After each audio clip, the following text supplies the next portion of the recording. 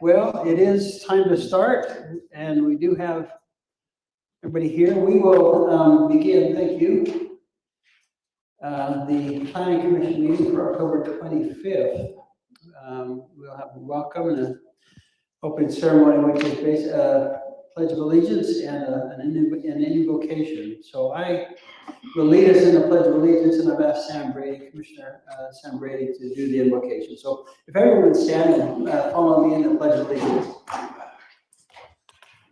I pledge allegiance to the flag of the United States of America and to the republic for which it stands, one nation under God, indivisible, with liberty and justice for all. Thank you.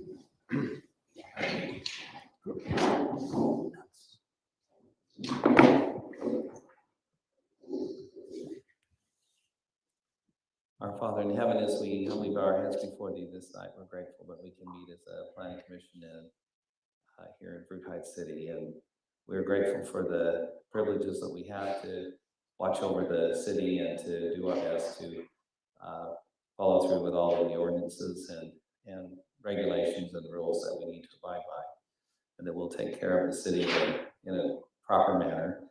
We pray that those who are here will be able to get the things done they need to, and that we'll work together to see if we can have success in the matters of the night, and that our agenda will be timely manner, and that we'll be able to take care of all of these. And we're grateful for those who serve here in our city with the mayor and his city council, and we're grateful especially for those who work with Brandon Green in the office and in the day-to-day business. We're grateful for all men and those who are out in the field doing their work for our great city.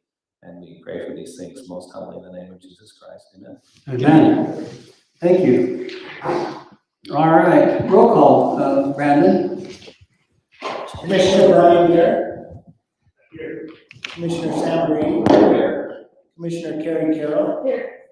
Commissioner Kevin Paulson. Here. Chairman Curtis Tanner. Here. Councilmember Anderson will be late. All right. I'm not aware of any minutes that are to be approved this evening, so we will move into the first main item on the agenda, which is a public hearing. Fruit Heights Planning Commission. We'll have a public hearing to consider modifications to some of the zoning ordinances. One regarding swimming pool, tennis courts, another outdoor advertising. It's those two main ones. Is that correct, Brandon? That's correct, yes. Okay, great. So the chair will entertain a motion to open the public hearing. I'll move to open the public hearing. Okay, a second? Awesome. All right, all in favor? Aye. All right, the public hearing is open. Are there individuals from the public who would like to make comment regarding those proposed zone change for swimming pools or for the sign outdoor advertising? Do you want me to give any kind of a rundown of? Okay, thank you, like Brandon. that?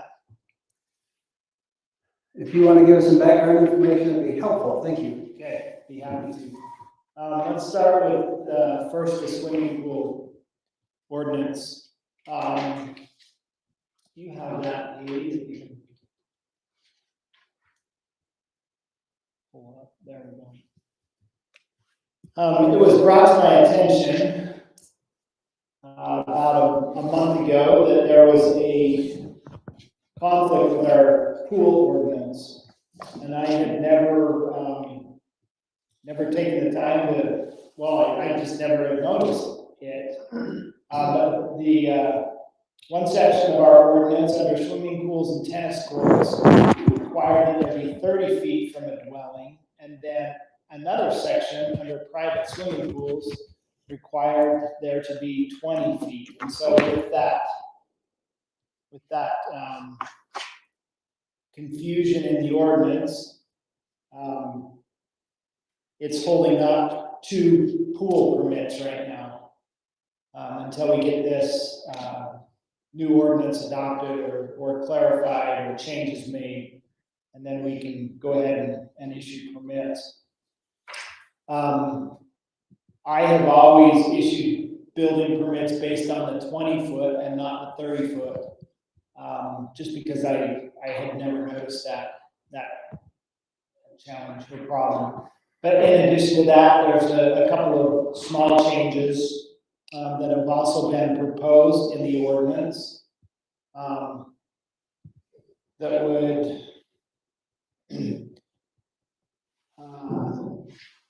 would change it from 4 feet to 5 feet from the property line, so it would add an additional foot.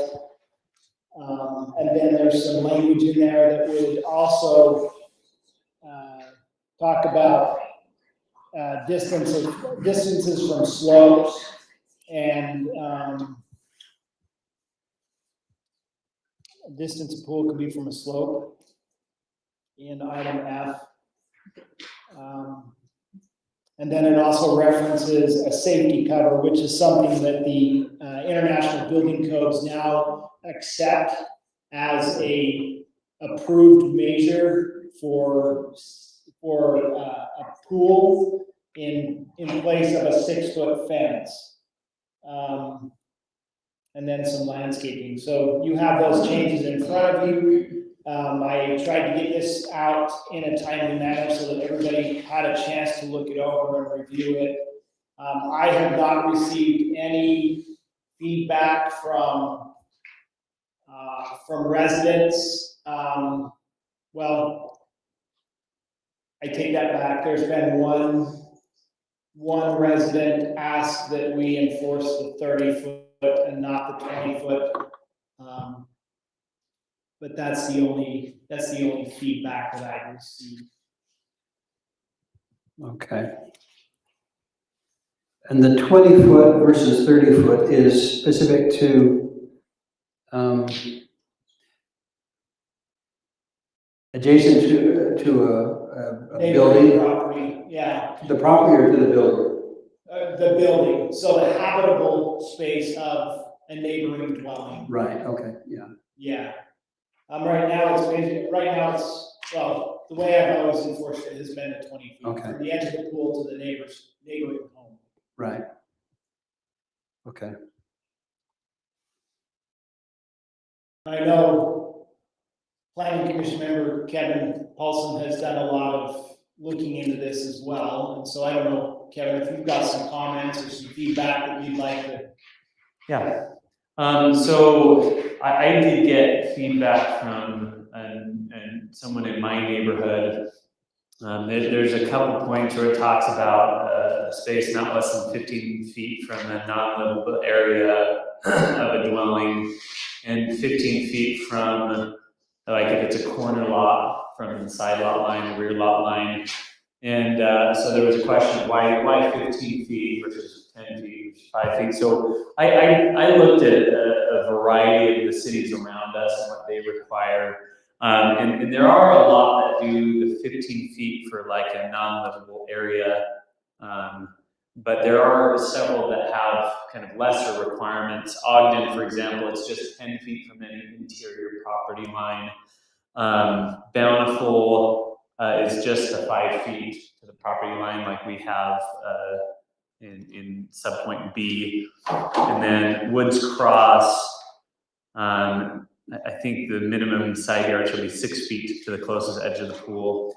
And so some of the inclusions that we have added into over the past month as we've been looking at it is one, a 7 foot, a rule that the pool will be no closer than 7 foot to the top of a slope.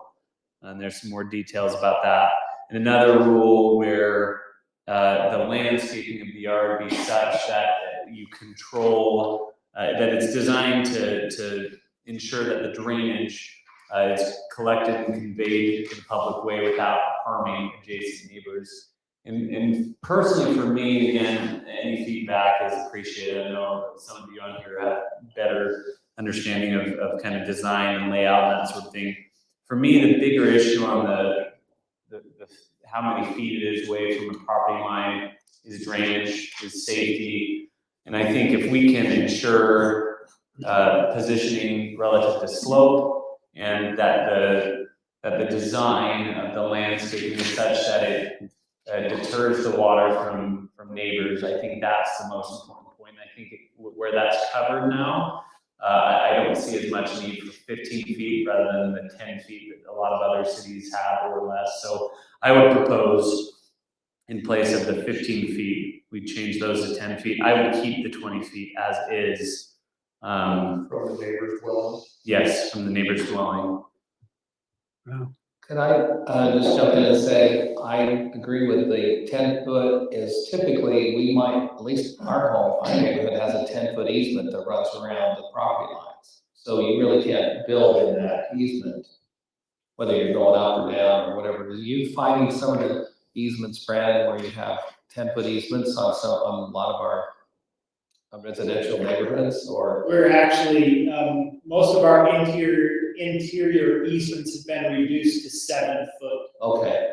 So, Yeah, so to that point, I think 10 feet is where I would stop, and it allows, you know, having a pool, you need at least a deck to walk around safely in the pool, and then that gives you a few more feet to drainage and coordinate the drainage that you need to. So I think, has that been an issue with some of the individuals that they're trying to get closer than 10 feet to the property lines?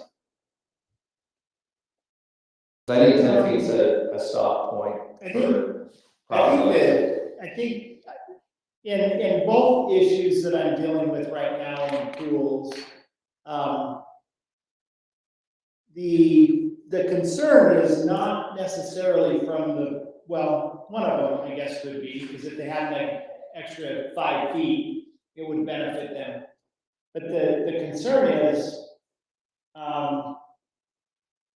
the neighbors don't want it that close to their side yard, or their rear yard. And, you know, I don't know how to handle that, because every property owner has a right. And so whether it's 10 feet or 15 feet, I don't know that 5 feet really makes that big of a difference in noise. You're gonna hear it equally as well.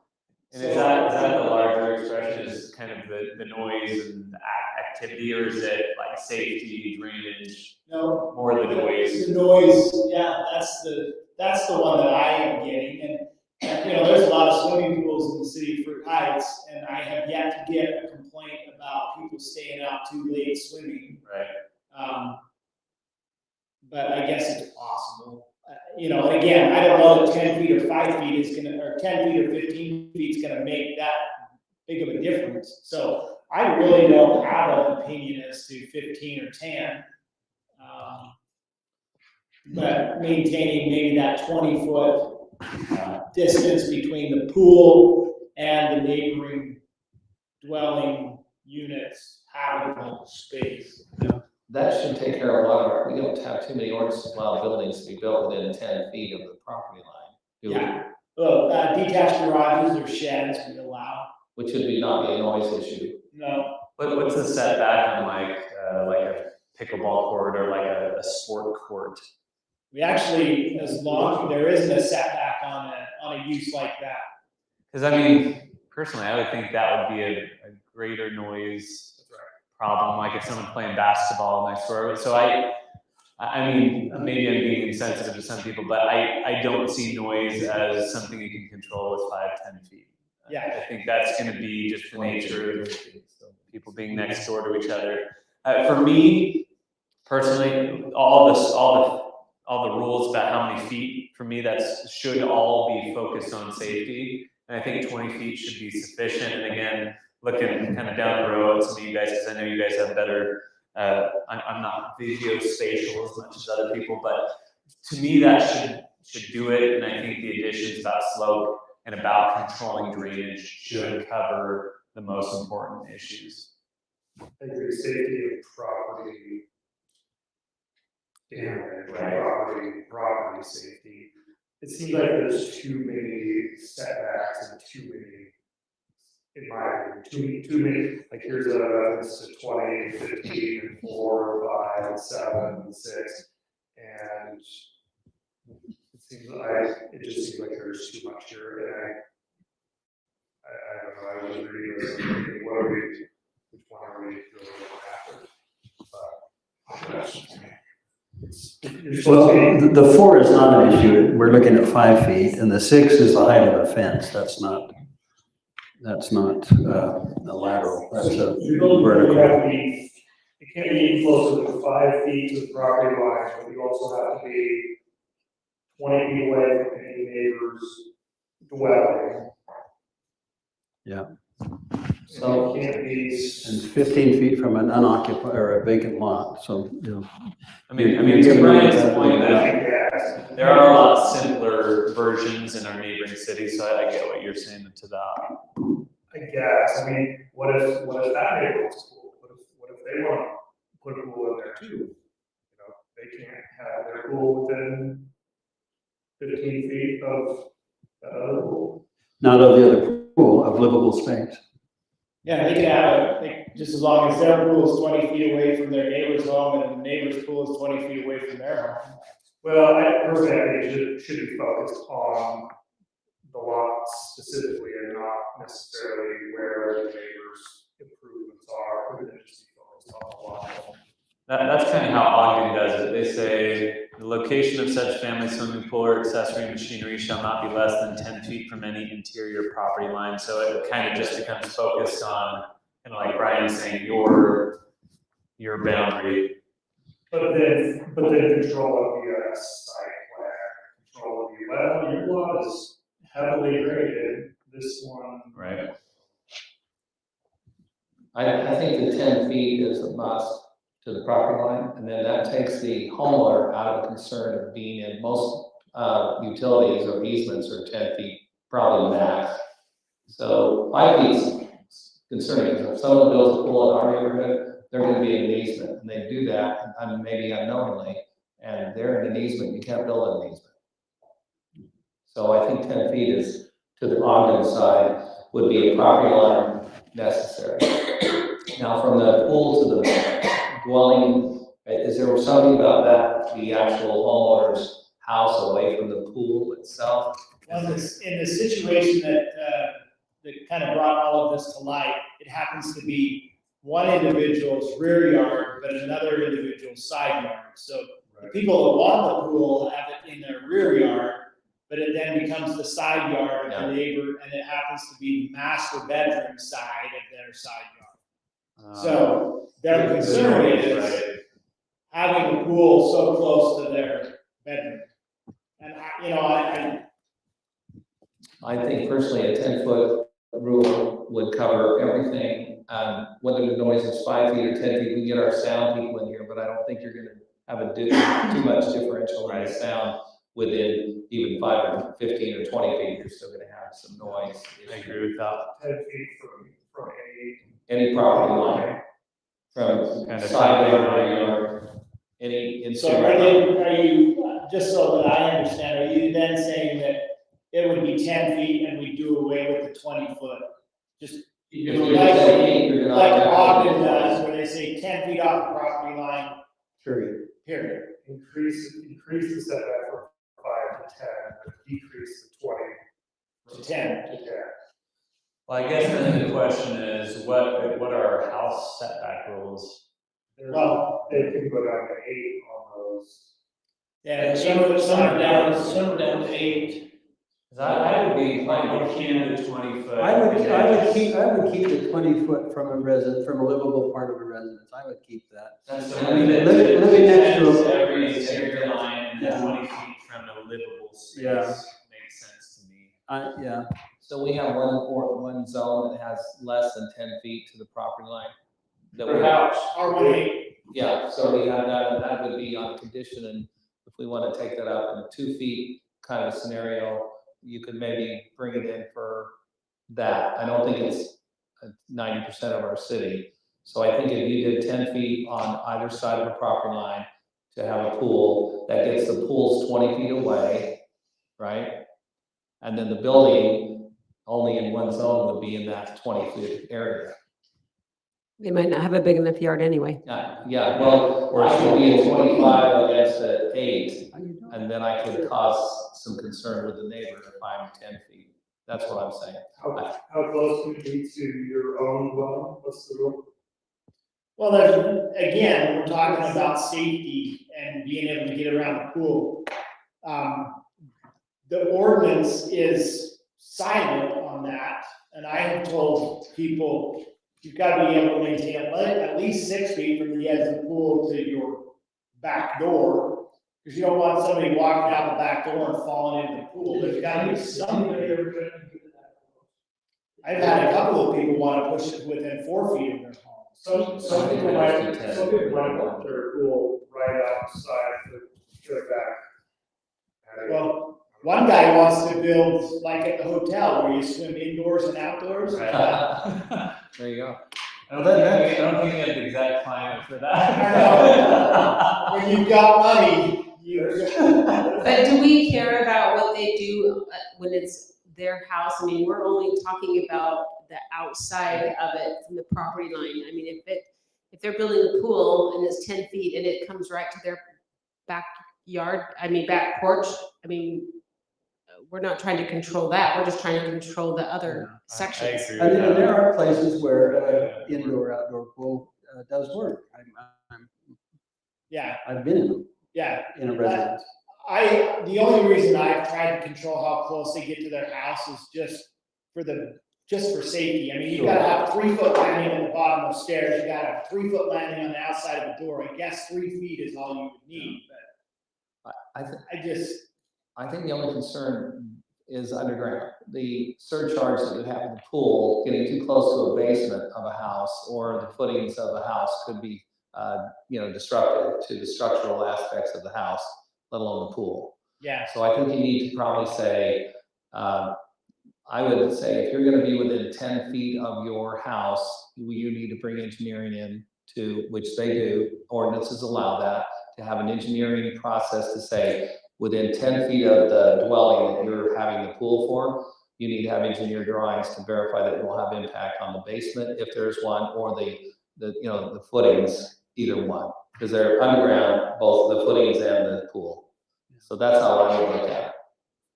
Anything less than 10 feet would be a engineered requirement, Because the pool leak issues are nightmares.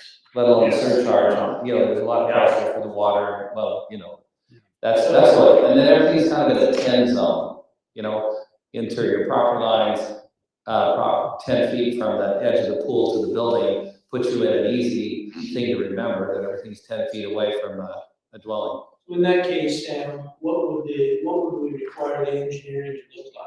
Just make sure that there's not gonna Just, be just have a structural engineer stamp the drawing saying the pool and the foundation are okay. They can coexist. They can coexist Yeah. in close proximity. What he's saying, if it's between the pool and the house is less than 10 feet, get an engineer to approve the design of the pool. It needs to be an engineer. Yeah, structural engineer. Or civil. The pool walls are stamped by an engineer anyway, so they should be able to get that same. Yeah. stamp. That's just my thought. It keeps it all simple. Everything's 10 feet from the dwelling that you're building the home, building the pool, and your interior property. So the scratchings that I made on my paper, my thought is we change B, so you take out 5 feet, instead of 10 feet, any interior property line of the property on which is located. In C, you take off that second clause of the sentence, so it shall not be less than 20 feet from any neighbor's dwelling, and cut it off there. Yeah. That leaves us, we can eliminate D and E, because the 10 feet just covers us there. And then as far, another concern I just thought about, talking about the engineering aspect of it, some of these homes that are kind of coming up the mountain, I would think we would want some sort of geotech engineering requirement. Are you talking specifically of the new? Well, certainly, and I think there's already some. That's sort of- already, we that's, talked about. I think that's covered. Anyway, that's just something that comes to mind. That falls in our sensitive lands. Yeah. Okay, good, that's just, That keep in mind. sounds like a motion. Well, I got a question here, and I on the HI, where it talks about the drainage shall be collected and conveyed to public way without drainage. What is that defining? I mean, a lot of homes nowadays, a lot of communities nowadays are requiring storm drainage and drainage to be retained on site and have facilities on site to hold that water then, rather than running it to the curb or rather than running it out to the street. Well, even if it is contained on site, it still eventually makes its way to a storm drain system or a drainage system unless it's Unless there's a dry well yeah. where. So even if it were to say to the nearest public way or to the nearest, or to an on-site detention facility or something within the property. My concern is, does the city want to define, if the guy says, okay, where do I put my stormwater? You guys are supposed to take care of it because it says it's into a, without, it says a public way. And I don't think you want to be taking care of everybody's drainage from their yards. I've just always told them they've got to drain it out to the street. They can't drain it off into their neighbor's backyard. I don't care how they get it out to the street, they got to get it out to the street. And they will, more times than not, just put a swell or something in their grass where that water comes around. Yeah, understood. What I'm saying is the storm drain system that the city's getting, is it designed to receive storm drain from everybody's yards? Or is it just for the hard surface driveways, roofs, and roads? Well, I guess. Because I'm just bringing this up because some of the communities I'm dealing with now say all the storm drain has to be retained on property. And that is state law. That's the law. That's the law. But most things haven't been developed that way. Well, Is that an issue? I'm just bringing it up as saying, is that a concern for this city? It could be. I guess if everybody wanted to build a pool or have some kind of hard surface, yeah, it would become an issue. Yeah, And that could be an amendment down the road once we see impact, right? I think there's going to be some changes to state law that are going to require people to put in LIDs, which are storm drainage facilities, regardless of your existing or new construction. Right. So, yeah, that would be an amendment that would come. Okay, I think this is good, what we're discussing, and I think it could continue on for another while. It could. Could we discuss the rezoning and then come back? We can, and when we get done, we sure can. Well, yeah, I guess in reality, we're in a public hearing. Yeah. We discussed this. Later on, it talks about ordinance review. So do we want to, apparently there's no one here to speak, I'm maybe speaking out of turn, but is there anyone who wants to make a comment regarding the pool ordinance that we've been discussing? Or the sidewalks. Do you want to give any background on the sign ordinance now, or? I can really quick, and then we can discuss it. well, maybe Let's put the envelope down, because I think we're done talking about the pool, nobody has comments, I think we've kind of come to consensus, and so maybe we did motion to what will change, and then propose or send on to this. So we'll do the motion in that next. I guess what I want to say, if we're in a public hearing, do we want to keep going, or are we going to stop it? We want to just quickly get some time for say that there was time available for people to put word in on the sign ordinance, and then we can close the public hearing. Yeah, let's do that. Hybrid that and Yeah. say, we've got the public comment that we needed, but I'd like to talk about it a little bit more to fine tune it and That- not. That is Well, that's happening later on in the agenda, where we can talk more about this. So Yes, So I guess what I'm saying is, let's get the public hearing finished up, and then we go on to the next item. So with that given, there is, change to the sign ordinance, and apparently no one has anything to say about that. So the chair will entertain a motion to close the public hearing. Motion to close the public hearing. All right, Second. all right, all in favor? Aye. Okay, thank you. Now, Review of a proposed zone, rezone approximately 21.3.32 more or less acres from A1 to R112. That's a public hearing as well. Yeah. That's like right over Is this for the public hearing, or does it, the public hearing will be held in the city council chambers? Okay, so that is today. Yes, All so right. this is public hearing as well, so. Review of a proposal. Okay. So my mistake in closing the meeting early, the public hearing, we will now, I guess, let's open that up again. All in favor? Aye. Okay. Public hearing to rezone approximately 21.32 acres located at 260 North Mountain Road from A1 to R112. Are there individuals here to speak on this? Brandon, sorry, do you have a background on this? Yeah, so, we've been working with the Barker family and, their developer on this, development of the Barker property, which sits at 260 North Mountain Road. Just as you had stated, it's a rezone request for 21.32 acres or 316 acres. And it has been noticed in the newspaper, and the property has also been posted. And we also sent notification out to surrounding property owners regarding the rezone request. Okay. Thank you. Where is it exactly? Do we have a Google Earth of it? Yeah, do you know where the old nursery is on North Mountain Road? It's that property where And then it goes. Did you see the kind of L shape that's not included? That's the nursery property, or that's the home, the white that creates the L, that's the nursery property, and then it's the mountainside, the hillside that goes east. So the Mountain Road development abuts this to the bottom side of that. directly to the south. Correct. It's a side right into the map of the. Yeah. And have you got that close enough where you could read the red where it says this is just a approximate? Yeah, basically what that note is saying is that This isn't the real. I don't want the planning commission to get held up on what the layout looks like, because we're only going for a rezone, but the developer has showed us what a potential layout could be.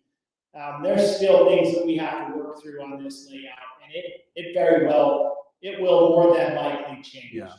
So just because what you see isn't what you may get. Right. there. We're looking at the zone change, this acreage from an agricultural to an R112. Yes, Those roads do not exist. The only road that exists is Terrace Drive in the Yeah. south, is that right? Yeah, that's correct. None of those roads exist. Those are all proposed. there is a common driveway on the site now that goes to a couple of homes up the hill, but those are just private driveways. That's true. That area where the pointer is, that's the Trujillo and Barker driveways there. And then the Morgans is just east of that, that little notch out just up off the plat there. Okay, So to orient yourself, the right side of that site plan, or the north side is the east side of the subdivision. The bottom or left side is Mountain Road, Highway 89. now on this doesn't have to do with the subdivision layout, but this just has to do with the lay of the land. I'm assuming there's no legend here, but I'm assuming all the red area is probably unbuildable slope, is that correct? That's correct. That's slope that's 30% grade.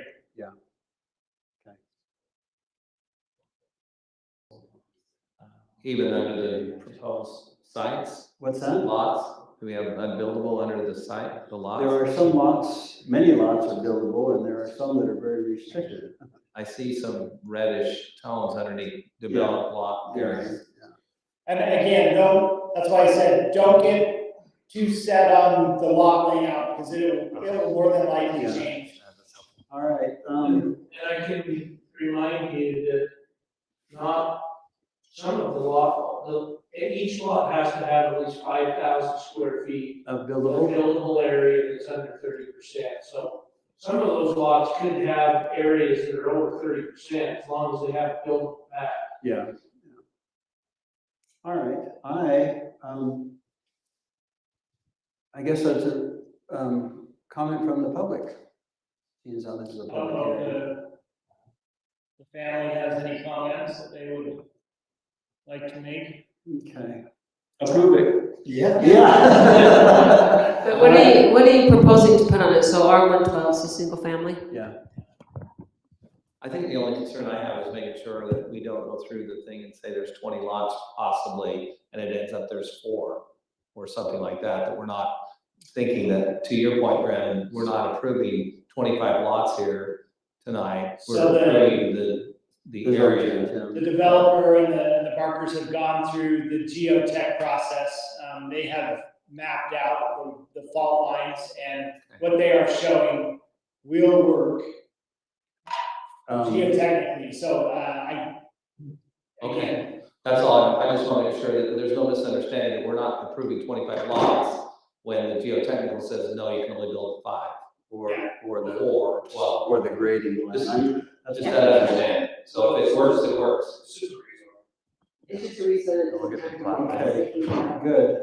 Well, yeah, I just want to make sure that you don't come away thinking, hey, where's my 25 lots, you told me to do it, and, you know, geotech says no. Yeah, you're not approving that map, you're just Yeah, approving okay. 21 acres. I understand, I just want to make sure that the developer knows that we're not approving 25 lots tonight. Correct.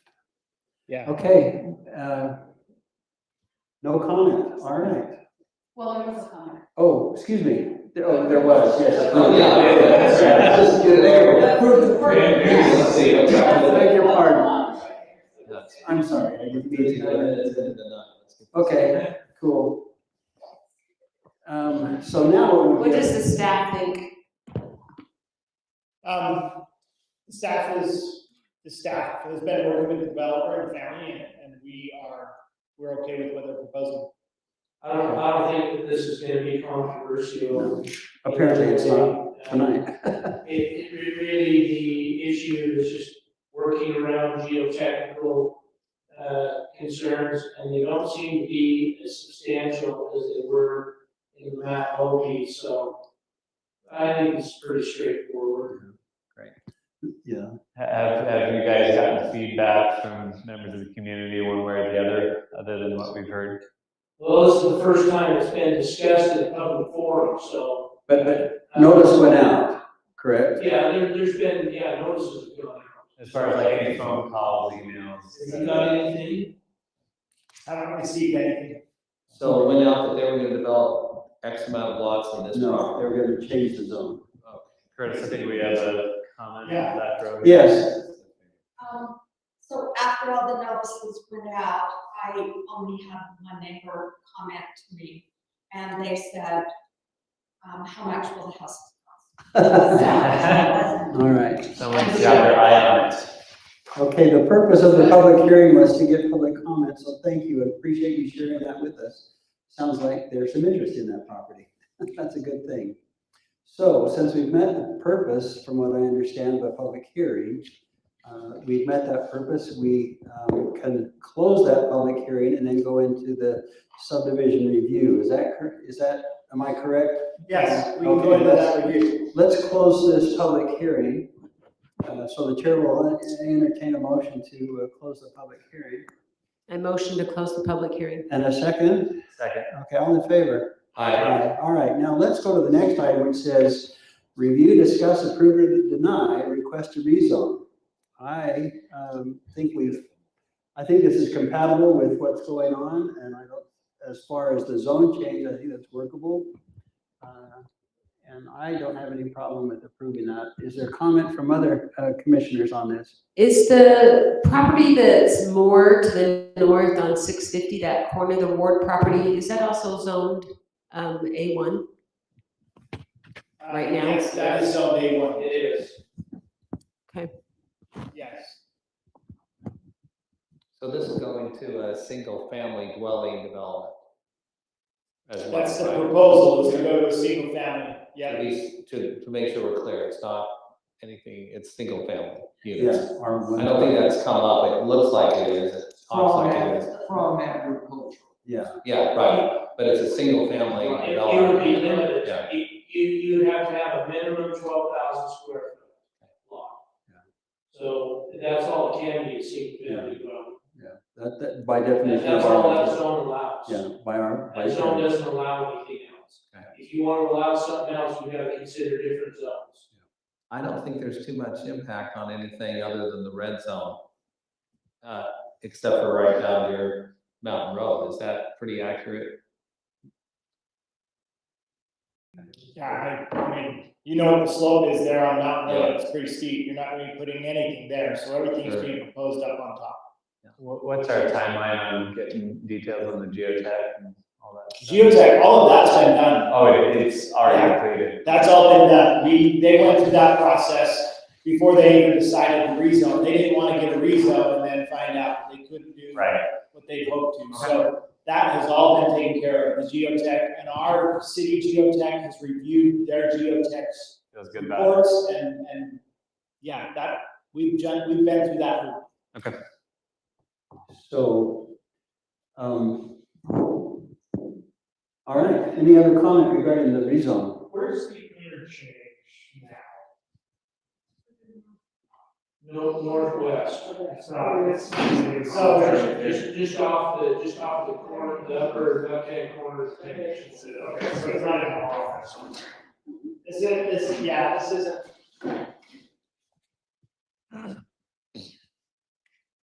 Right above the driveway. Well, the off ramp is, but the interchange. Off-ramp's right there, Right, up into the- right there. There. This is the. off-ramp. Oh, wait, No, There's the off-ramp right there. right here. Down the off-ramp. And retention pond. The pond is here, so it's off ramps here and then the crossing is further up. Right there. it's past. the- Oh, it's. What's there? No, it's way up, yeah, it's way up at the top. Somewhere up there. Okay, so the crossing over concrete now is at the very top of this. Yes. Alright. Yes. And this part, John, what is that? Open space. Yeah, So if I can compare where the rock, where the big black rock, it's right up there. And the road that goes to the south, is that gonna ever connect into anything? I'm curious. Well, it'll, that Is there a road will road? connect to Matt Mills development, but it, again, this is just to give you an idea of how many lots that property could possibly. We intend to tie a road from this development into Matt Lowell's development. So there will be a connection. And those will both, the main artery will be Mountain Road, of course, then there won't. Does that tie into the Davis County animal? We're gonna head, We're gonna talk about that. We're working on that, right? Has the fire department reviewed this and approved the access? No, because it's not yet. We're just voting. Well, my concern is like, The we final do, plat, is that my concern is we change the zoning and then it's locked up because it can't get through fire. The geotechnical report is not in front of us. The fire department's review is in front of us and we're reviewing to change a zoning for this group here. And I just want to make sure that those things have to be done and we need to review the geotechnical and the fire department has to review it and make sure that it's gonna happen. So that all of that, so the geotech's been done. but we haven't seen it here, they haven't brought You're it right, before it us, hasn't. and the fire department hasn't weighed in. This may not be what it looks like. I know. So we're not gonna have the fire department review something that we don't even know. This is just to give you an idea of what it could look like. All I'm saying is usually the zoning has to do with the development, and if you rezone it and it's not able to be completed, then we've got a zoning that we're gonna flip it back to agricultural one day, or? Sam, in past projects, we passed these with, the condition, the zoning is conditional upon getting final plat approval. If that doesn't come to fruition, it can go back to A1, but quite frankly, if this thing stays R112, I don't see any difference. I mean, it's not gonna make any difference. It might sound funny, but I'm looking out for the development that makes sure that the homework's being done. It sounds like geotechnical's checked off, but fire department also needs to check off without this only one access out of those deals and a dead end cul-de-sacs on them. And Well, there's 50 check offs, so we don't have to. But when the plat gets before us, that's all what will be. Yeah, this is just for zoning. I just looking out for the questions that may or may not have been brought up internally with your developer to say, just want to talk about it, make sure if turns out it doesn't work, at least we talked about it. Okay? So the approval needs to say that. I like it. Oh, sure. I'm totally aware of all you're saying, but I just want to make sure that we'll bring it up to make sure they've got diligence to do to make sure it does. It sounds like geotechnical's already all done. Yeah, we're not to the next level as far as approvals, but I can see with this, there are some issues that I'd question pretty strongly. But that's not tonight, that's later on, and I think we can work around that, so. To a point. Technically, they don't have to show you what they're doing with the property when they go for. Yeah, They can just yeah. come in and rezone. Yeah, So, yeah. and then come back and show you what they want to do, but Yeah. You know, we're Okay. just trying to look out for the benefit of the Yeah. developer, that's all. That's Yeah. strictly what we're talking, even bringing this up about. Farmington just does a yield plan where they just show lines on the map. This keeps. You want to do preliminary. All right, any other discussion?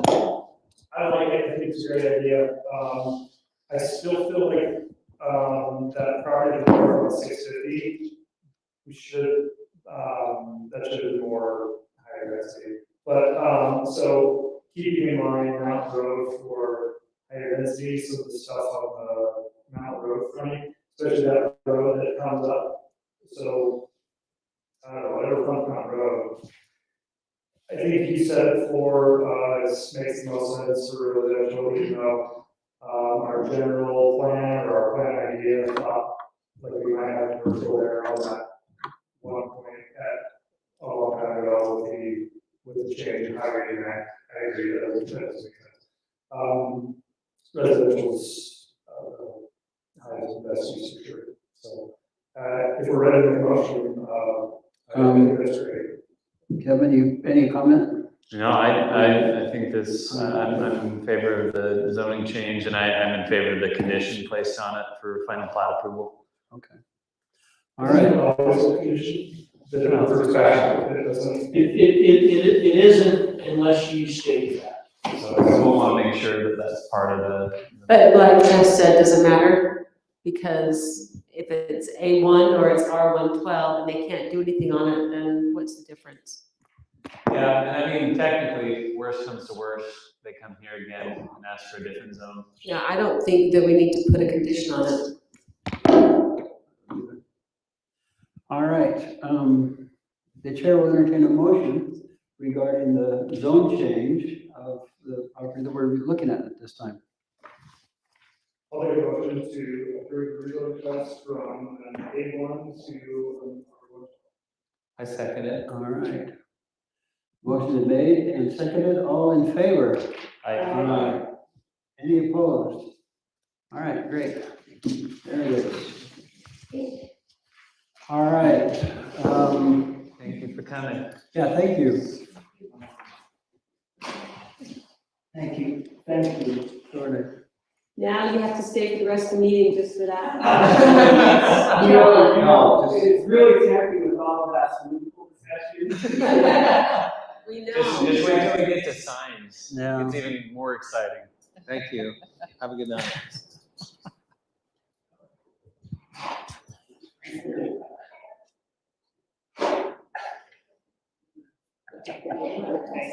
I'm interested though, because a lot of people took issue with the other subdivision because of traffic issues, and this isn't gonna But we're not there yet. I guess that's true. This is just standard. True, but even from early stages of that And I one, wanted to we bring were. up the idea, what about Yeah, the affordable pitchfork housing? shop, they were ready. Affordable housing. No, well, I I disagree. But the state's So- coming down. on I, ours. But I don't know. I was What absent. did the I city don't know that council one. do on this north one? Okay, let's go on to the next thing. Are we settled, or we've got a couple loose ends, I feel like, on the pool deal? I mean, Yeah, we we're can- very close, but a couple loose ends. Well, do we want to make a motion or do we want to pitch it for later?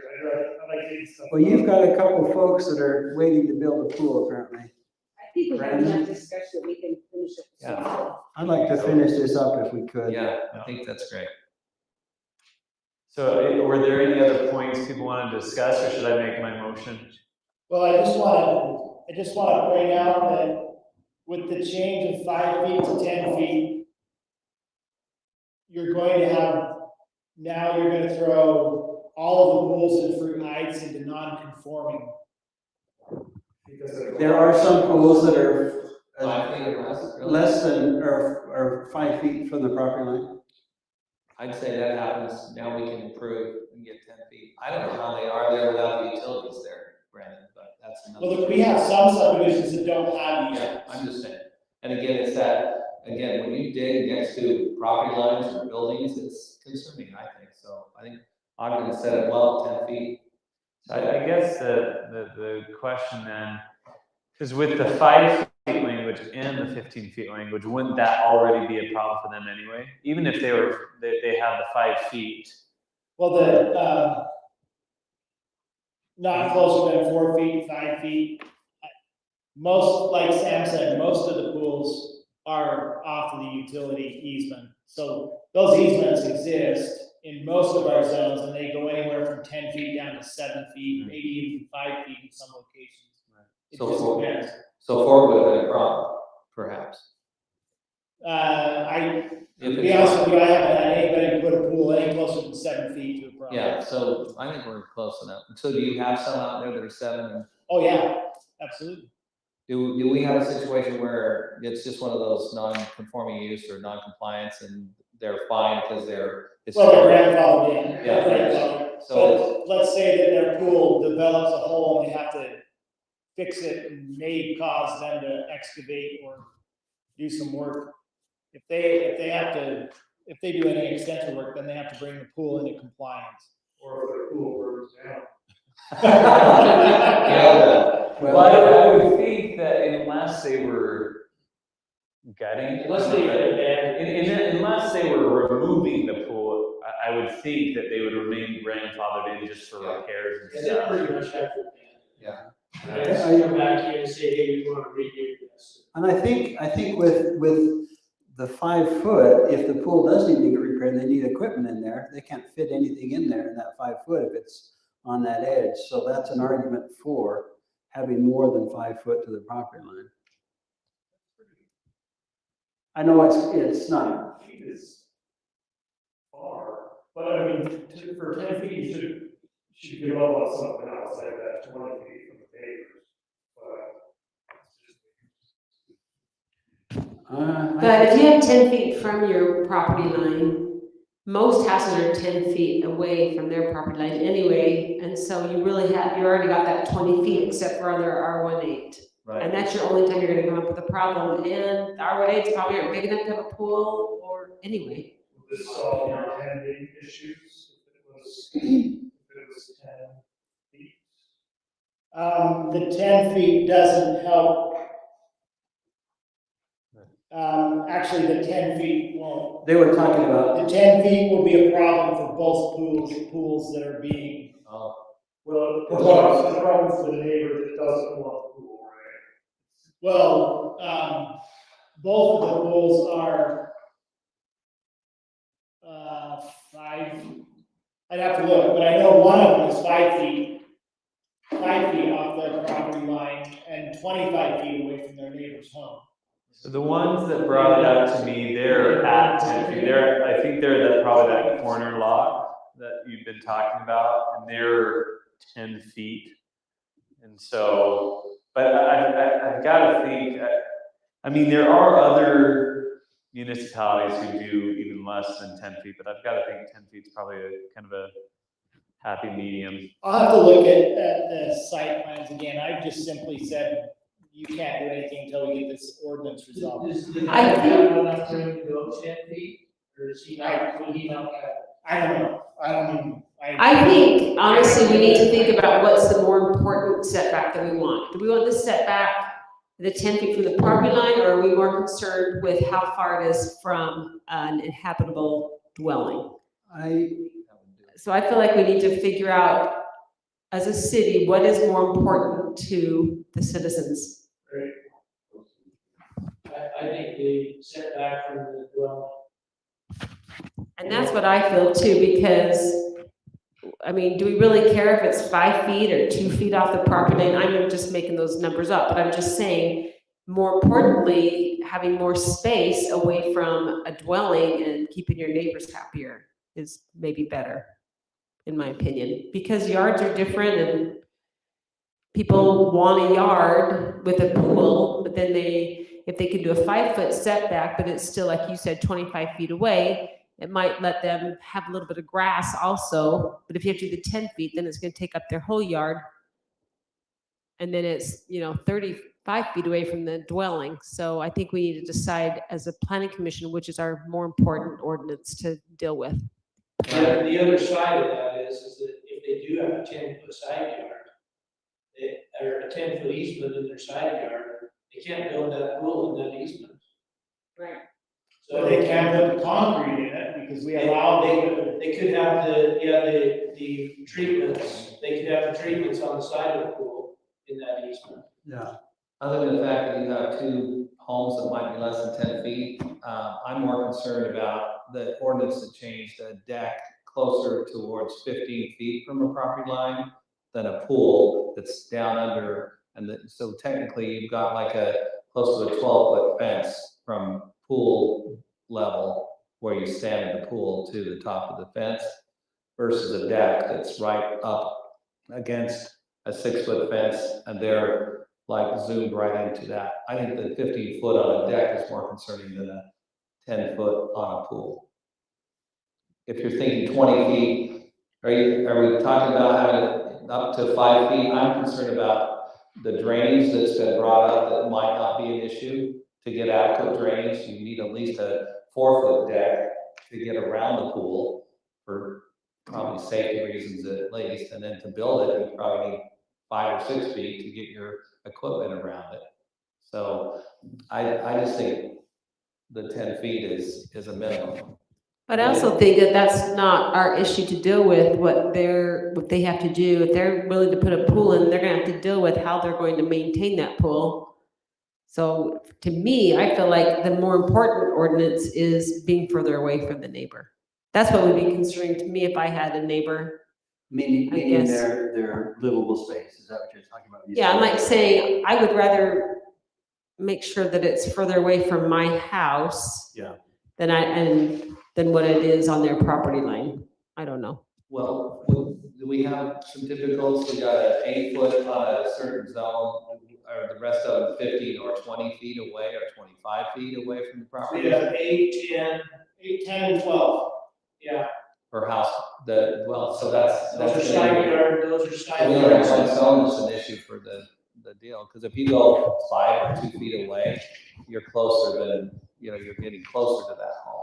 Yeah, and they wouldn't be able to put a pool if we have the 20-foot ordinance. So they wouldn't be able to have a So pool. that's their house, their house has to have that set back, it's not a pool. Yeah, Yeah, that's what I'm saying, you get automatically 15 or 20 feet from the building to the property line, and then that is beyond the 10-foot requirement of your pool setback. Well, why don't we change the ordinance to the least disruptive of the existing ordinance and just make it consistent with how it was?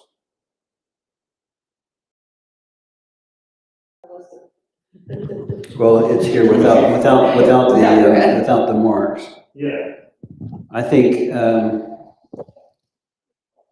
okay, A is good. Well, there was a conflict originally, there was The conflict was 30 and 20, Right. so that's the original conflict.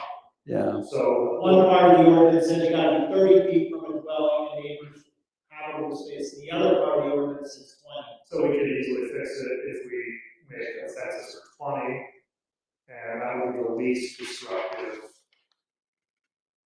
that's what it's been, that would be the least disruptive yeah.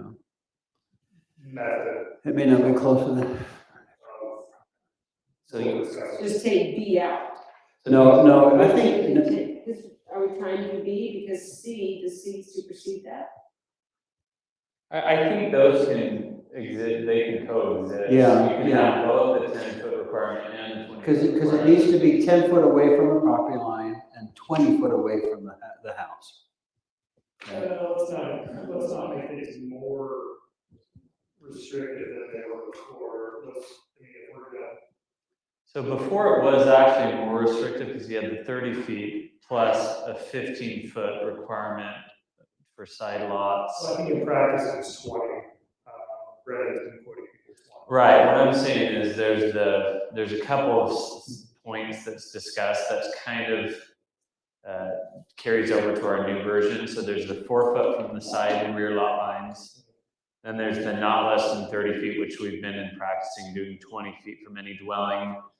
And then there's the, where an adjacent lot is making a swimming pool or tennis court must be located at least 15 feet from any side lot line of a neighboring lot.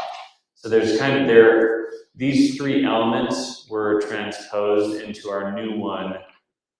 And so we are disrupting these things, but I think the idea being that the simplification comes in not talking about non-dwelling place, not talking about side lots or corner lots. We're just saying 10-foot interior, 20 foot to dwelling. Well, yeah, Well, we could do so.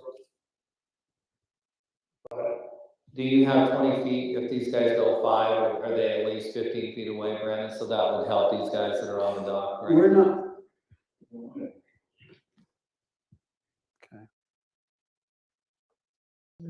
I'm looking. I don't know that we need to, I think we need to look beyond just these two. I think these two should set precedent. Yeah, I I think what we agree. need to do is look at the whole and go from there. But Brandon does bring up a good point. Let's say that we change it to the 10 foot from the property line and he's saying you have to bring it up to conform, then people are gonna have problems with that. So maybe we need to find that's what I was saying about it has to be so far away from the livable space. And I do like 15 feet from a garage or something, a non-livable. But do we need to set the setback for interior from the fence? As far as 10 feet? If it has to be 20 feet anyway from the road? well, if you think of most pools are backyards, they're probably going to be, but there's a lot that are 5 feet. So the 20 feet from the neighbor's dwelling is probably not a big deal because the neighbor's dwelling is in the closer front. So if you measure it, the backyard pool to the neighbor's front, the house is in the front, it's probably not gonna be that close. So it's not gonna matter too much. All right, Well, except on those corners. So I'm looking at both pools and how they've got it laid out. And both of them are showing 10 feet from the edge of the pool to the property line. okay, Yeah. okay. I would say with 10 feet, it's proven in Ogden and it has some validity, and then you could go, and your setbacks of rear yards will take care of the rest, and we have one zone that would be 2 feet into that 10-foot area, and we're not conflicting any other issues with it. Because you can build a foot, if you're gonna be a foot or 2 feet or 3 feet away, and you've got a setback that's only 15, you're less than 20. This gives you at least a 20-foot setback, possibly, from everyone but one zone in this city. And that's it. And the exception would be, of course, the corner lot Yeah. situations, because those could be even closer. You could be on 8 and 10. The house could be 8 feet away from a property line, right? No pools on corner lots, So they're like that good zone. no pools our way. But Yeah, you don't want a pool on a corner lot. No pools in our way. Okay. No pools in far. All right, let's finish this up then. Okay, that's a motion, close motion.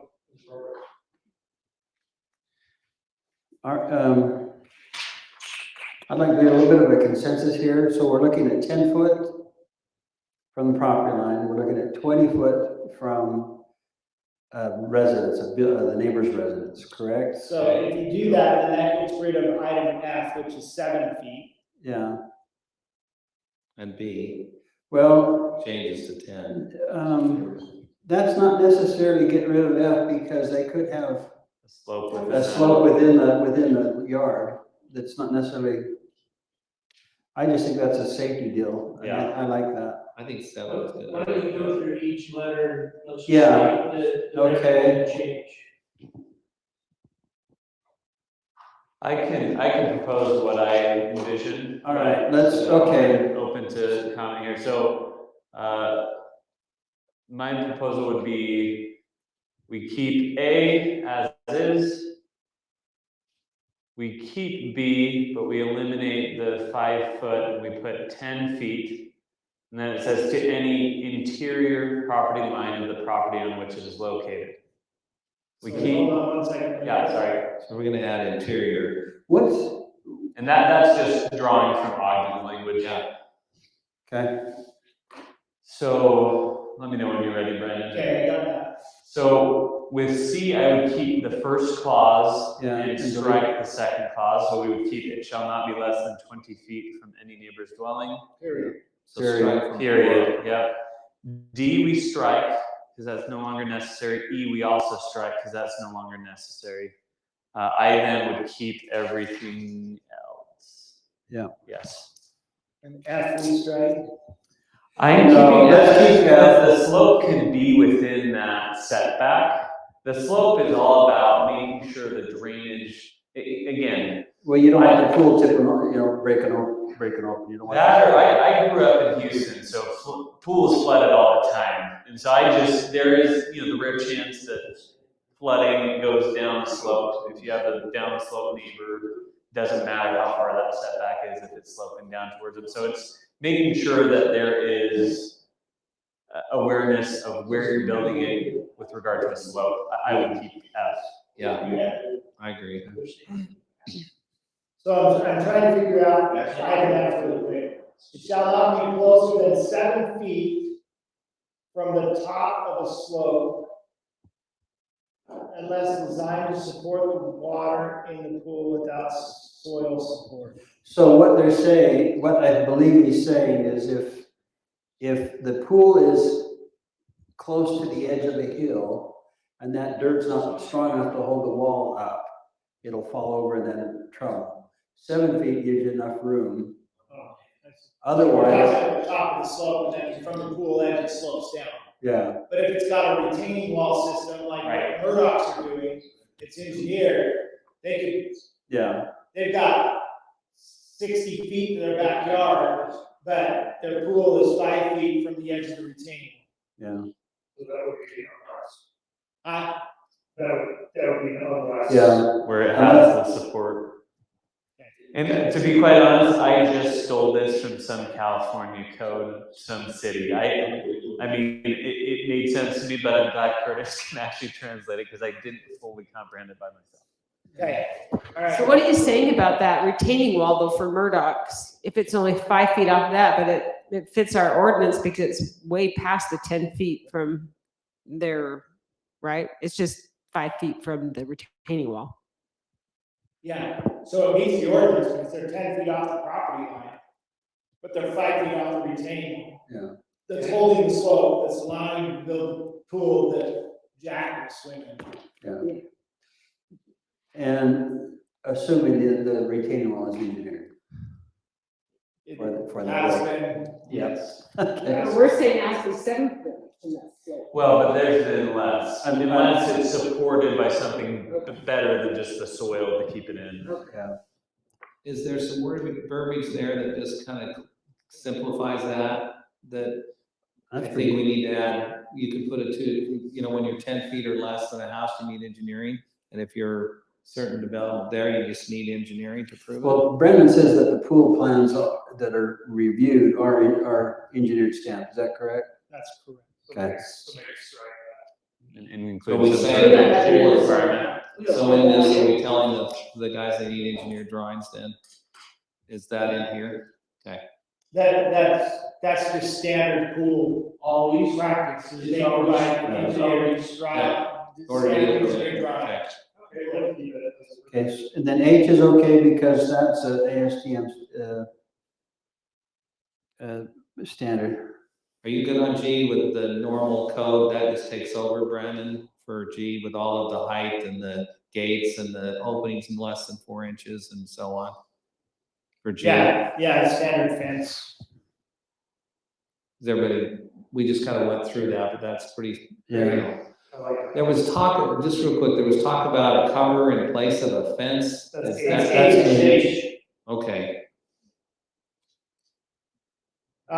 It's in there right now, so if We people want want to put a cover, a safety cover in place of a 6-foot fence, under the IBC pool safety covers, ASTM standard, allows for that to happen. So those are G and H might be a little bit of a conflict, and the G requires a solid fence. So I'm assuming that they're trying, that is saying, give the neighbor some privacy from noise and sight. Okay, that's what that's saying. But if you got a pool cover, Or maybe it it's, all maybe flows. it's not that at all, maybe it's to give the husband privacy from his neighbor. the 6-foot high fence does not have to be solid. It actually, It's in saying G, it it's- does. Oh, really? Yeah. It says in G Okay. it has to be. That's interesting. What's that? It has to be a solid That's fence. not a safety issue, that's just a visual. That's a, visual privacy Because issue. the safety is about 6-foot height, it has nothing to do with whether you can see through it or not. It's the, Historically. kind of the attractive Because nuisance there are some- issue. Careful with attractive nuisance, but yes. What's that? I said, be careful with attractive nuisance, but yes. Sorry, that's one of the first things you cover in torts law in law school is the attractive nuisance doctrine. Yes, yes. Did you already cover that spelling error in H, the year yards at the end? Oh, right, rear. Yeah, I got it. I changed it from year yards to rear yards. Minority contribution. I think that's the only concern I have is you're gonna get some view lots that may not have solid surfaces and they might have. I read that, and I've got fences that are not solid around pools that are next to me. But they might have a protected, cover and that. No, it's, they have that. They have a fence and a cover, but the fence is not solid. All those It's- things, like that, choices to not have it solid.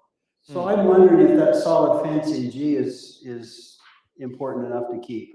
I would not put that in there, I would keep it. Because you can have it- you It's a requirement. Yeah, I don't know. And that I guess if the You got neighbor doesn't want to look at the pool, they can always put up their own solid fence. Yeah, Right. Right, and you got half of St. George that has view lots that do not have solid surfaces to block signs. So just get rid of you obstructing, You can't do that. enclosed with a, wall or fence not less than 6 feet. Just a fence. You So can have just a- take out the obstructing. Yeah, I think that makes sense to me. take out the view obstruct. And honestly, I think with time, G will be obsolete. I think more and more when people are building these, they're automatically designing it with the cover. That's pretty much a given, I would think. I bet there's like less than 10% of the Oh, yeah. pools that are built without a cover. Especially in Brad? our. Yeah, Yeah. Boy, that's an interesting, did that just recently change? That to me is, I'm just talking out loud because I have a pool and I think that's a very, very careful thing to not get too far. Just because you don't have the fence I've and you had, have a cover doesn't mean you're secure. Fence will keep toddlers from walking into that area. And if you're not looking, you are the homeowner and you will be in trouble if that toddler pulls in. More drownings occur from people who are already in the I property understand, I totally get it. than people walking into the property. Does that make sense? Yeah, Well, that's because we have fences around those pools now until I've seen, I'm just curious about that. To say, I think the covers are optional and convenience and keep dirt and things out, but I don't think they're the ultimate safety issue. I'm just saying. I don't think fences are either. Oh, they're much more than a pool cover. If the gate isn't left open at the front. It's a self-closing gate, it should be closed. I'm just copying from. I'm saying, I think there's liability in all of it. Yeah. Somebody could climb over the fence, somebody could leave the gate open. there's another We part. read all the time of parents who let their kids swim and they come out with 3-year-olds. Well, that's good. Anyway, I don't know. I'm just saying that this is an option. I've had people ask, do I have to put a fence in? I've got a safety cover on my pool. If it's in the code, it's fine. Not gonna- Okay. it's just- I'm gonna go backtrack on G, there's a statement, a clause, is that how you say it? Vegetation on or near such a fence may not be considered view obstructing. We're taking that whole view obstructing issue out, so let's take that line out. Yeah, get all of it straight. Okay. And then the gates thing is important, so keep that. And then the drainage issue, we've kind of killed that one, so, I mean, beat it to death, I should say. Scratch the sentence before view obstructing wall fence. Yes. Yeah, we got rid of view obstructing. You want to just modify it, or is that for the? Okay, I think we've got a pretty good With feel. item H, I didn't say to eliminate the front fence, I just said side and rear yard, so I guess, I don't know. Whatever the code says, then it is what it is. If the code says you can have a cover in lieu of any type of fence, or where. That's what it says. It says you can eliminate fence if you have locking. It's a locking cover. It's that ASTM standard. And then are we worried about trying to have to convey the water out to the city and extract part of that, or none of that? What is that? Curtis, you brought it up. I brought it up. I just wondered if the city wants to be responsible. Someone could read that and say, okay, I'm building a swell that's gonna go out towards the street. Are you guys okay with that? Or I'm gonna put it in the, I have more problems with people overwatering and flooding the neighbor out than I do with people With a pool. installing pools. Yeah. Okay. So do you want to just not worry about the conveying the water out to the street on a pool? That portion? Just leave it how it is. I like it, I think let's get this going. Yeah. Okay, I'm okay with it for now. Okay with what? Leaving it or taking it? Leaving it. Okay. I like it, except that 10 feet mark. All right. Well, the whole setback on B at 10 feet. I bring it back to 5, but, whatever. Do that motion. Okay, Chair will entertain, we've gone through it letter by letter, I think we've got, okay. Entertain a motion, the chair will entertain a motion. Yeah, I'll make a stab at this. Move to approve. Is this already numbered? Do we have a preliminary number for this, or do I just call it the private swimming pools ordinance? I don't have it. Yeah. But I So- It says Title 10, Chapter 11, Section 13, swimming pools and tennis Okay. courts. All right, so I move first to repeal chapter 10, 11, 13, entitled swimming pools and tennis courts, and in its place to enter chapter 10-11-13-1, entitled private swimming pools, with the following changes. Under subpoint B, we eliminate 5 feet and replace it with 10 feet. We insert the word interior before property line. We eliminate subsections C and D. No, sorry. We keep the first clause of subsection C. We eliminate the second clause of the subsection C. We eliminate subsections D and E. We eliminate from subsection G the words view obstructing and the sentence vegetation on or near such a fence may not be view obstructing. In subsection H, correct year to rear, and otherwise approve as the language stands. Good. If that was the longest motion, I don't know what was. Motion's been made, second? Second. All in favor? Aye. Aye. Opposed? Nay. I think we should make it 5 feet from all of the rear. And maybe if you consider substitute motion, but if you're good to pass it. Pass it. All right. Thank you, appreciate that. Who seconded that motion? I seconded it. All right. All right, let's talk signs. Let's talk signs. Let's talk it fast. Motion to adjourn. Second. This one.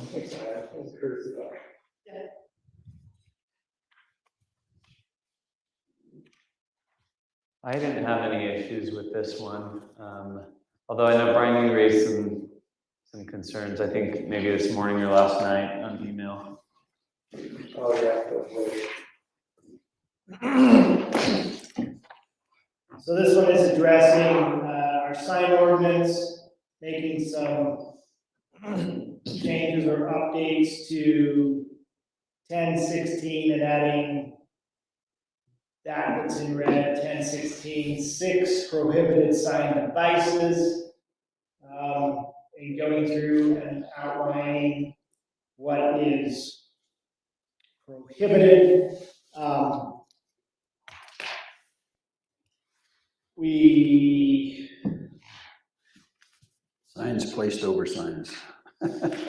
what's that? I'm just reading signs placed over signs. Signs, place over signs. We have a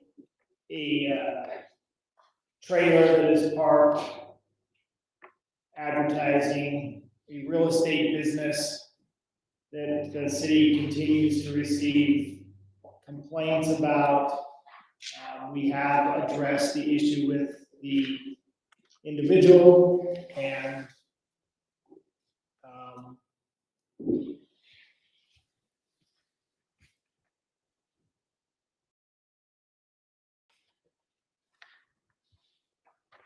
I just lost what I was gonna say, sorry. You addressed it with the individual and he said what? Oh, he said no.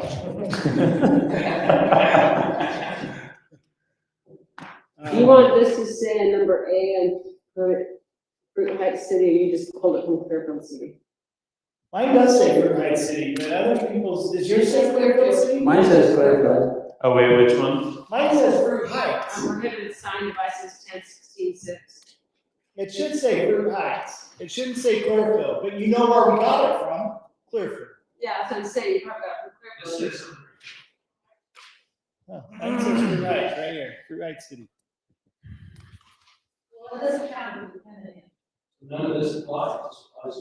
Yeah, so motion to deny. Do we need to go to Clearfield to get their approval? That we're approving the ordinance? And when it comes to legal statutes and stuff, plagiarism is okay. We do it all the time. If someone has written it better than us, we take it. Yeah, okay. So it should say Fruit Heights, not Clearfield.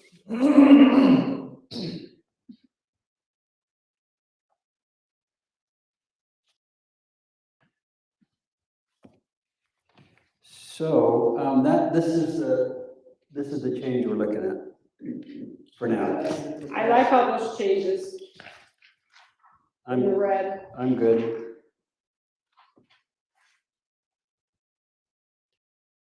Now, I briefly read through this, number 11 of the item, 6, whatever it is. 10-16-11. Yeah. It says flags will not be permitted unless allowed by this ordinance. Is that or that chapter? Is that addressed anywhere, or is it just flags are not allowed, period? For advertising purposes. Yeah, that's what I meant. Yeah, advertising Talking flags. about those feathers, is that what you're talking about? I'm just asking, it says, except as allowed by this chapter. Does this chapter address that part of it? Is flags addressed anywhere else? Where is it? I don't think so. I have 11 of that one. Oh, flags. Ordinance 217. Are flags allowed somewhere else as an advertisement? Let me look, hold on. I don't think so. I just don't want to say, look someplace else and there's no place else to look. You know, we need to have it. Yeah, I agree. So that sort of language is typically just a catch-all, like when you say except as specifically allowed, that's often the drafter's lazy way of saying there might be something different in other language in this chapter. I'm not going to go like cross-thread it. Yeah. Okay. And I'm I understand. decided. I understand that unless otherwise noted kind of thing. But, So it's not addressed anywhere else, Curtis, but you could have a situation where somebody says, Flag signs. and they have a flag that they're calling a sign, an advertisement that's a flag. yeah. And I'm okay with the wordage. I just wanted to make sure that we're thorough in covering the bases, saying, We don't want to stop people from flying the American flag. oh, I understand it's all for advertising, but it's, I just wanted to make sure that, So here's my problem with the proposed verbiage. I read it. Any truck trailer or other vehicle secretly or regularly parked on or off premise with an advertising message or logo. So everybody's business has a vehicle, or every U.S. business has an advertising message displayed on a truck trailer or vehicle, right? So whether it's a real estate agent or a truck or every single business, just to get it right off, has their logo displayed on their vehicle. So. not necessarily every, but I understand what you're saying. So it's in the planning and zoning administrator's authority to determine if that is used on a daily basis for personal or business transportation. If you have a trailer, those really aren't used on a daily basis. And who's to say, like for real estate agents, their messages, hey, if you list with me or you drive in, you can use this trailer, right? That's pretty much what the message said on the trailer, right? So, yeah, maybe we don't like it, or maybe someone who's complaining doesn't like that specific trailer, but I was thinking, that's not. The problem is that trailer doesn't move, that trailer's there. Well, I'm sure. There's a plumber that has Joe's Plumbing on the side of it. He may be at a job site and it may stay there for a week or two, but it's gone. It's not just always parked there. Well, I would imagine that trailer does move because it's used in. Yeah. It's used. It may not be moved every day. Yeah. But it's moved. I would think it's used because that's the point of having a trailer. It's used for moving purposes and then it's put back probably in the same spot. I think. What are the specific complaints about that? It's ugly, it's on the weed lot. Yeah. It's all right on Main Street, right? I was. This is a countywide complaint. But it's on their it's on their own property, so do we have jurisdiction if it's on their own property? Well, it's on commercially zoned property. So should the city be harassing a business owner resident like this? This is a resident of the city. I don't know. But we have to have something in place to. I like Otherwise, you've got having- things everywhere. I I like having it in the zoning administrator's opinion, because this won't get to him unless it's a problem. The guy that is only occasionally moves his trailer or whatever, he'll never hear about this. He's going to hear about it when it's a problem. And so most of the time, it'll take care of itself, but you need to have that in there, because you can't, it has to come down to somebody's opinion. Well, the other part of this that's a little bit vague is parked on or off premises. Yeah. So Okay, parked on his private property or on the street. okay. Yeah, what if you put it in your driveway? And then I think that's totally okay, because that's his trailer, it's on the ground, it's on their ground or whatever.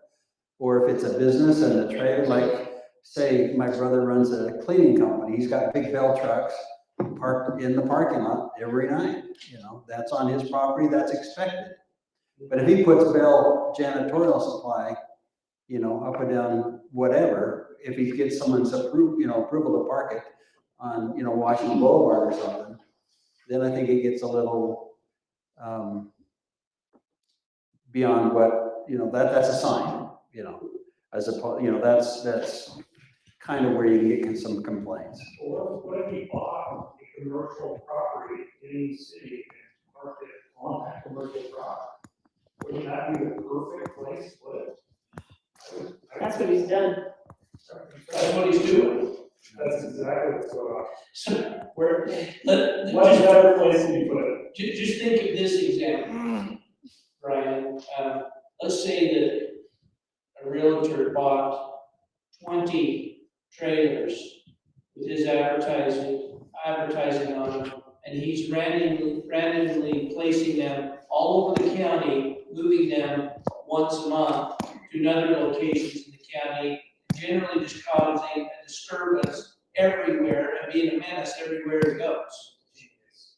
He couldn't possibly be using all those trailers every day. Well, There's just one of him. Well, let's get back to reality on this. But I do think we have to have an ordinance in place, because it can get out of control. Because if every single person decides to park it, so we do have to have an ordinance to protect the citizens. That's the whole. Yeah, I guess that is the challenge, because, the point's been brought up, well, there's a lot of people, that have a business that has their business name on the side of their truck, the trailer, whatever the case might be, that park at their house. Well, yeah, at the place of business, Or at their place of business. All I know is that I am continually being pestered by people that this really bothers. I guess the question I too have no other way to say it than that. nobody's gonna agree saying, hey, if we have property, I can throw up a billboard in my property, or I can do like a roof sign so everyone sees it, right? And I think this is kind of comes to a slippery slope thing, is this, and I get why it's tricky, because we're judging intent. The planning administrator has to judge intent, and judging intent is always the hardest of any determination. But there is a difference between someone who kind of parks their plumbing van to this, they can't fit it in their garage, but they park it to the side of their house, and someone turning their trailer into a billboard. or the police, Yeah, that's exactly the issue, Kevin. You hit it right on the head. But the tricky thing is, it does require a determination of intent. And that's just hard. That is a hard one slow to. down Mountain Road when they see the cop car parked. Because, for example, I know there's an attorney, and you brought this up in your email, there's an attorney in Fruit Heights who has an RV, and I think it has his face on it too. And it has his number and stuff. But he sides it up against the house. It's not like displayed, like turned so that everyone driving by sees. It's just kind of Why parked. does that bother us? Well, Let's take I think. the devil's side of this. Why aside from the fact that it bothers the city manager to receive these calls from people Well, who are bothered. the only reason it bothers me is because It bothers the, the perception of the people that are complaining is the complaint isn't being handled. Well, Yeah. I don't, Other than that. Here, I'm not I'll, about I'll that. tell you the reason, Diane, is because they're using that trailer to skirt the law. They can't put a billboard in that location advertising their wares, but they use that trailer as to accomplish the exact same thing. And people have an exception with that. They say, listen, that's just a billboard. Right, but I'm just saying, this is America, you need to advertise your business. sure, I think the concern, I think the concern, and this is kind of related to this, when we were talking about the general plan, I had numerous neighbors come up to me and said, I moved to this community because it's a residential community.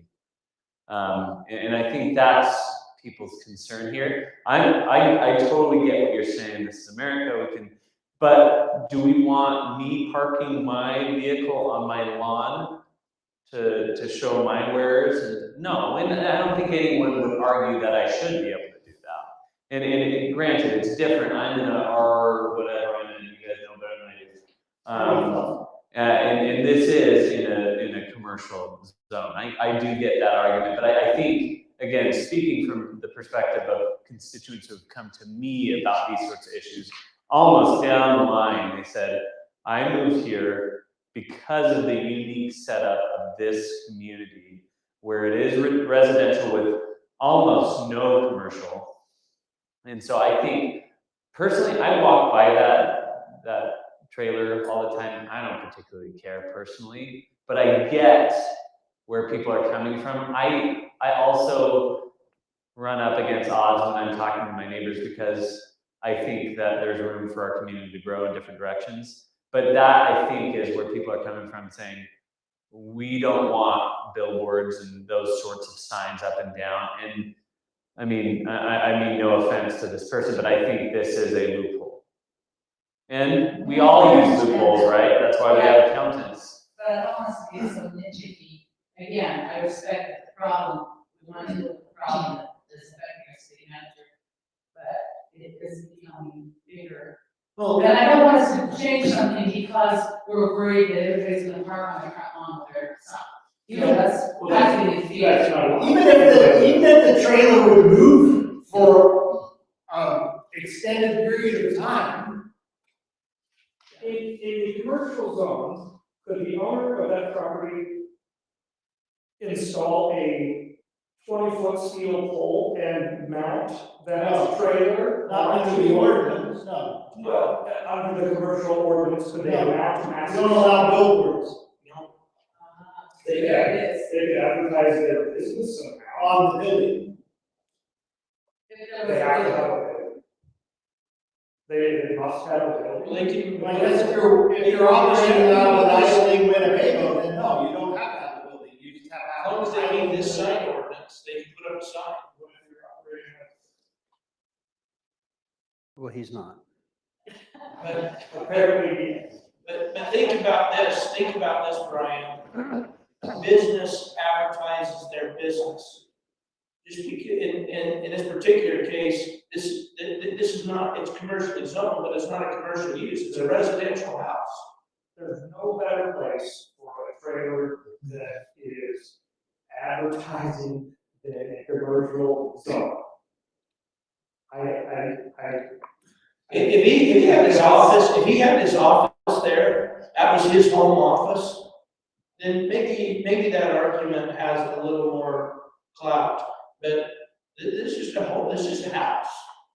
There's no house, I mean, Where's Parker office? There's a house. And he owns the house. There's a house. oh, there's a commercial zone, and then there's a residential house. Yeah. And the residential house is in the commercial zone.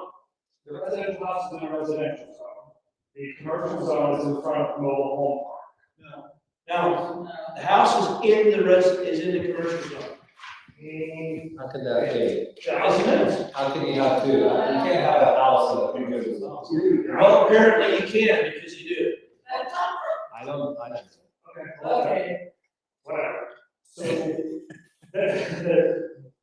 either way, there's a trailer You have a commercial zone. you can parked in between. No, the home is there and then they change it. I'm just saying. We have that. Pull up the zoning map, 'cause that's a good question. And it's non-compliant. That's so commercial. We have the commercial I'm gonna. zoning right there, in and out rural where it was. Almost done.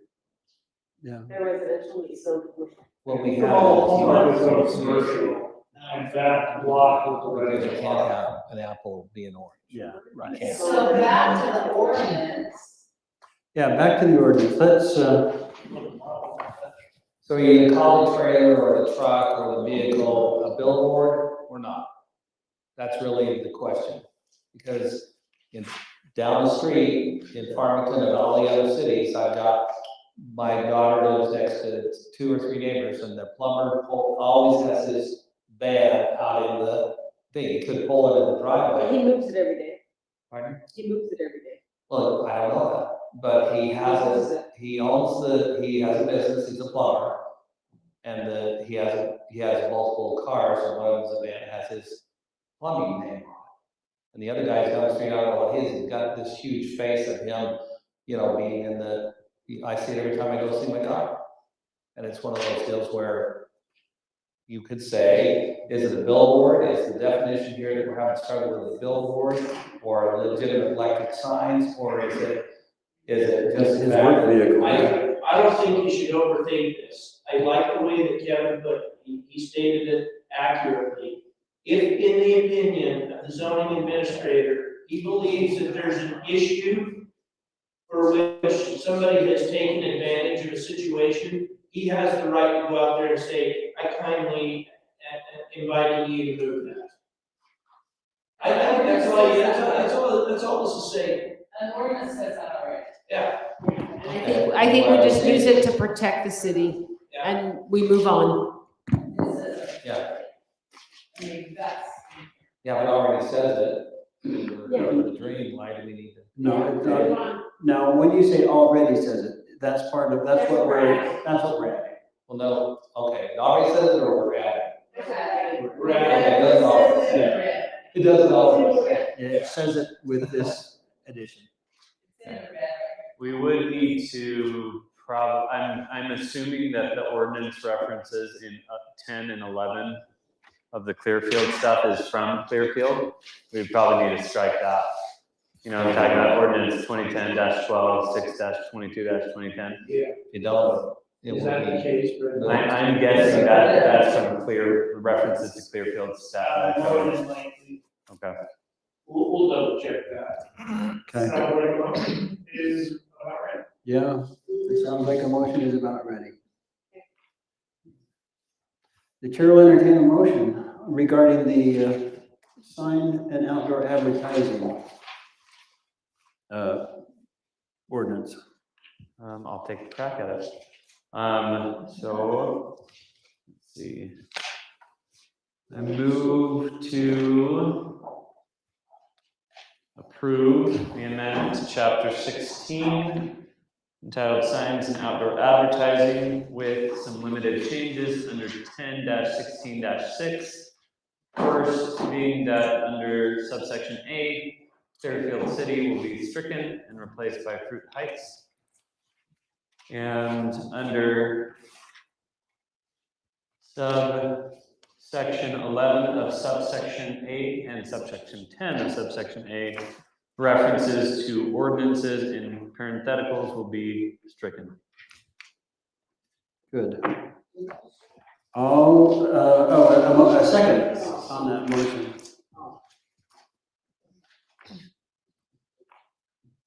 I second the motion. Okay, great. All in favor? Aye. Aye. Opposed? I forgot the one. Okay, thanks. All right. Thank you. Oh, let's see. Don't put it away yet. Other business? Hearing none, we'll go to the next one. Calendar. Next meeting, November 15th. Meeting is November 15th. If we have items to discuss, it'll be on that. We'll have it on the 15th of November. Just for future calendaring, the city Christmas party will be the first Tuesday in December. Is that right, Haley? Is it the first or the second? First Tuesday in December is the city Christmas party. We'll be sending out invitations if they haven't been out already. Did we send them? Okay. Haley's been working on that. Second item, Will there be some funds? he's gonna be Grinch.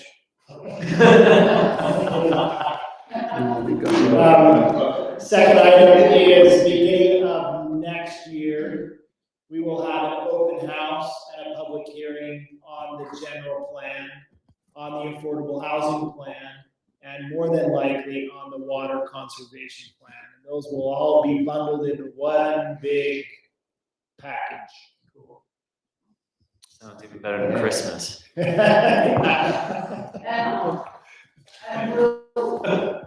the general plan go to the plan commission? Yeah, yeah, Because that's not. we're gonna have an open house. 144 pages. Yeah, I will get that, to you. We just recently got it. So I'll send that to you so that you guys have that for your review and understanding. So you're reading pleasure. Yeah, Sounds good. okay? Okay. And I don't see us having any. Thank you so much. What was that, Brandon? You finished up? What was I that? said, I don't see us having anything major coming up in the next little bit. Okay. Anything coming out from the legislature? I knew there was a plan to change the ADU. That's gonna be something that is gonna continue to be discussed and taught in Lots of rumors. All right, thank you, and thank you, everyone. Thanks, guys, so much. All right, a motion to adjourn, Motion to second, all in favor? I Thank you. So much. Thank you. I was amazed to get lost.